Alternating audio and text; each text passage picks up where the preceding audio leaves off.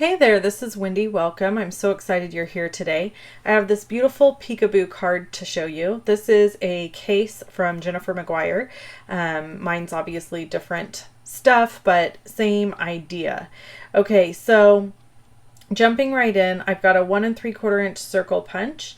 So with Sorite cardstock, Trick or Treat stamp set, which is adorable, layering squares framelits, which are a must-have, and then some blends, and my Stampin' trimmer. Okay, we need 3 pieces of cardstock. One at 4 1/4 by 8 1/4, one at 4 1/4 and 8 1/2, and one at 4 1/4 and 5 3/4.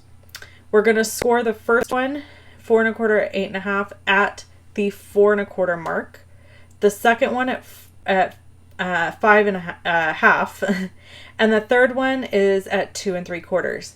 All of these dimensions are written down over on my blog at loveandstampin.com, and all of the products are listed below this video and over at loveandstampin.com. So if this video is moving too fast for you, you can pause it, you can rewind it, you can go visit my blog where I've got written instructions, and I hope that helps you.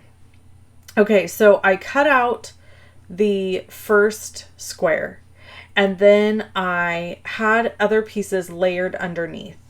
Then I'm taking the second square, or the second piece that was cut, and I'm cutting it again. So basically you're seeing I've got a 4 1/4 by 4 1/4 note card here, and then I've got the front piece of my card. And I'm going to layer these two pieces together, and I'm going to layer that back flap to this piece, okay? So I know this is moving really fast, but I'm hoping you're going to see. I had to speed this video up. This video was like 35 minutes long. So I've got a piece of tear and tape adhesive here. This is our back panel. This is the one that was cut at 5 3/4 by 4 1/4 and scored at 5 1/2 to give you this little 1/4 inch flap. You're going to adhere it to the back of your 4 1/4 by 8 1/2 piece that's been folded and cut. And then you're going to adhere this front piece of cardstock to the front piece of this note card. Okay, so here it goes. It's going to go down. So that is why it's so important to line up your die cut, and your hole should be the same for all 3 pieces. So again, on this very front flap, the front piece of this card, that one's at 4 1/4 by 8 1/4 and scored at 2 3/4. And it's going to be lined up with that hole on the front of that note card that opens. Now I'm going to do a little bit of decorating and then set this aside. There are some pictures over on my blog to help you see how this all goes together. It's like a bird's eye view photo of this card, and I hope that helps you. I will admit this is a little bit of a rough video here. Not my finer, one of my finer videos, but it's kind of a hard card to explain, and it has a lot of moving parts. So I'm going to move on to the decorating. I went ahead and stamped these adorable images from that Trick or Treat stamp set, and I'm sorry about the camera shaking there. I'm using a new camera setup, and I haven't quite fine-tuned it.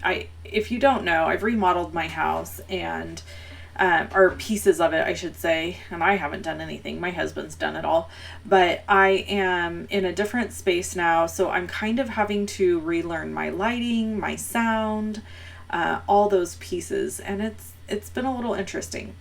So I stamped this Scare Up a Little Fun sentiment and punched it out of a circle there, and that'll go on the front of my card. And then I've got a bunch of coloring I'm doing, and I sped this way up, like 4 times its normal speed. I took the light Granny Apple Green marker and did some coloring, and I basically only used like 3 colors. I used Granny Apple Green light and dark, and I used Highland Heather light and dark color combo. And then I used some Smoky Slate and Crumb Cake, so I guess four colors. So I just kind of did the images opposite. So where I did the purple background for the elephant, I did a green background for the puppy, and I made the puppy's clothes purple, and then I made the elephant's clothes green.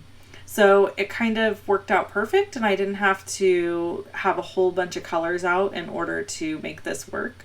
I also, for a coloring tip here, if you notice, I just kind of went around the edges with my dark marker first, and then I went in and filled in with my light marker. This is where these markers differ from Copics. I love Copic markers and I use them, but they are much more complicated to use. They are much more expensive. And so these are great for quick coloring and getting some shading, but not anything really complex. They're a great starter alcohol markers. So if you're looking at getting into alcohol markers, these markers are the way to go to start you out. They're kind of like your gateway drug, and then if you decide you like them, you can always move into using Copics. But I really love these, and I find myself using them more and more. And honestly, I was a little bit of a doubter. I thought, I'll probably stick with my Copics, and I find myself grabbing these because they're quick and easy. So on his hat there, you can see I left a little bit of a highlight. Kind of gives the idea that his hat is three-dimensional. And then all you have to do to finish this card off is kind of close the card. You're going to slide the images that you've just stamped into place where you want them, and then close the card, and then open the card, slide this image into place onto that. So this image is going down on that little 2 3/4 inch flap. Okay, so that's how you end up with the peekaboo. Is the first one I put down is going in the very back, and that's what you'll see when the card is closed. And this one is what you'll see when the card is open. So when you open and close it, you're going to get this really adorable peekaboo effect. You're going to see that here in a second. So I'm adding my sentiment to the front, and one of the things I forgot to do was stamp the inside of my card before I put this together. And so now I'm trying to figure out, oh my gosh, Wendy, what do I do? So again, I told you this is kind of a difficult card to make, and you really have to think through each step and take your time, because it definitely benefits you if you do the steps correctly.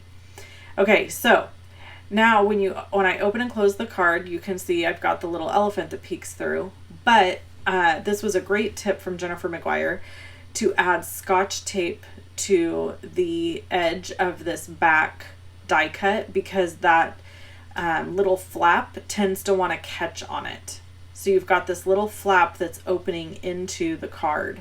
So isn't that adorable? I mean, they turn out so stinking cute. It's just not even funny.